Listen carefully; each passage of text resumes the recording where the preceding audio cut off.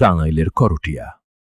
নীরব এই জনপদের বুকেই দাঁড়িয়ে আছে এমন এক স্থাপনা, যার দেয়ালে আজও লুকিয়ে আছে কয়েকশো বছরের ইতিহাস। এটি করটিয়া জমিদার বাড়ি।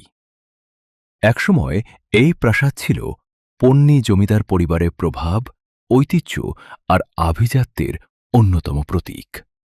বিশাল প্রাঙ্গণ, পুরনো স্থাপত্য আর চারপাশের পরিবেশ সবকিছু মিলিয়ে জায়গাটিকে মনে হয় যেন ইতিহাসের কোনো এক অধ্যায়ে ফিরে গেছি। সময়ের সঙ্গে জমিদারি প্রথা বিলুপ্ত হয়েছে, বদলে গেছে মানুষের জীবন, বদলে গেছে করটিয়ার চেহারাও, কিন্তু ইতিহাস হারিয়ে যায়নি। এই প্রাসাদের প্রতিটি পুরনো দেয়াল, দরজা আর স্থাপত্যের নকশা যেন আজও বলে যায় সেই সময়ের গল্প, যে সময় জমিদারদের জীবনযাপন ছিল রাজকীয় আর তাদের প্রভাব ছিল পুরো অঞ্চলের ওপর।